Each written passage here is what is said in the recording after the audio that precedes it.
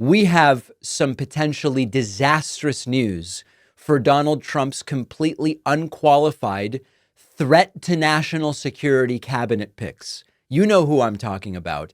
And MAGA is furious.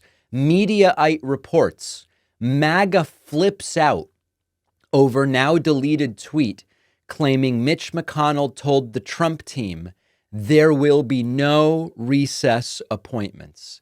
This is absolutely fascinating. I hope, of course, that it is true.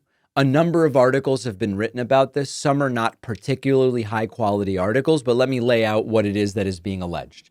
Supporters of Trump freaked out on Senator Mitch McConnell after a now deleted tweet claims he spoke out against recess appointments for Trump's nominees.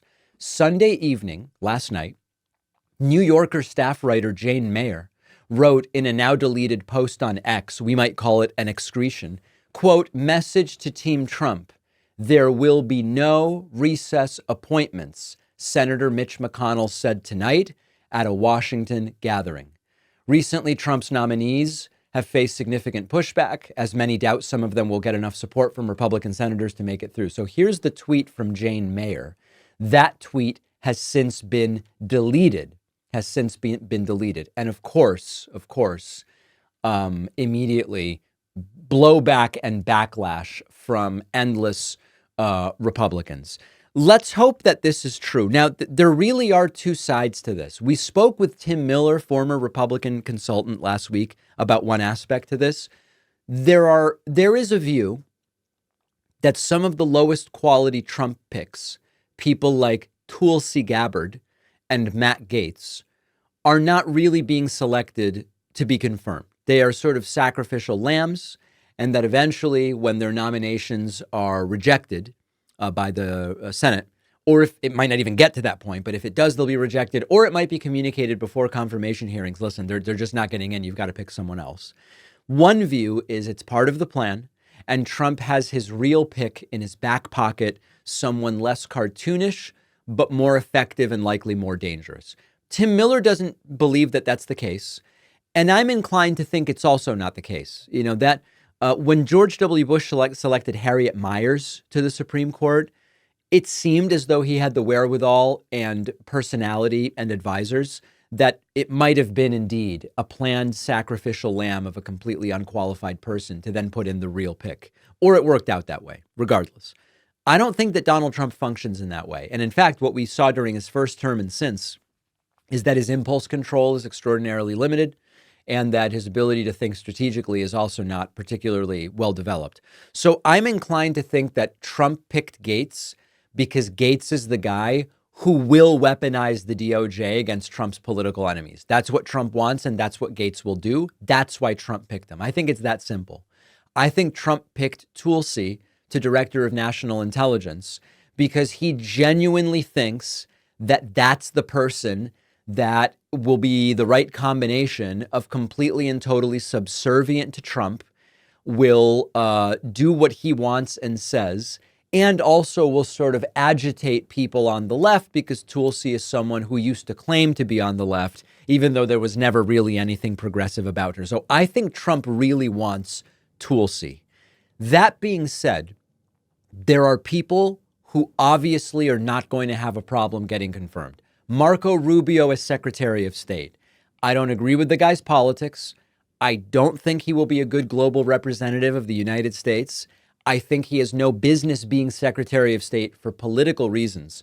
But it's difficult to argue that I think he's 50-something, a 50-something-year-old longtime Republican senator with no major scandals is ripe to be rejected. I don't like the guy. I don't think he has the politics we need, but it's hard to imagine he's going to be rejected. On the other hand, Matt Gaetz, embroiled in child sex trafficking and prostitution allegations, completely extreme in terms of his associations and his background. It's completely legitimate to say, okay, even if you like the guy's politics, this is not someone who has, it would be humiliating to have him as AG. Tulsi, we've talked about how her foreign policy views seem far more favorable to Russia than they do to the United States. So we've outlined her background. It seems far more plausible that Republicans would reject them. And we learned last week, as we wondered, how is Trump going to get these people confirmed?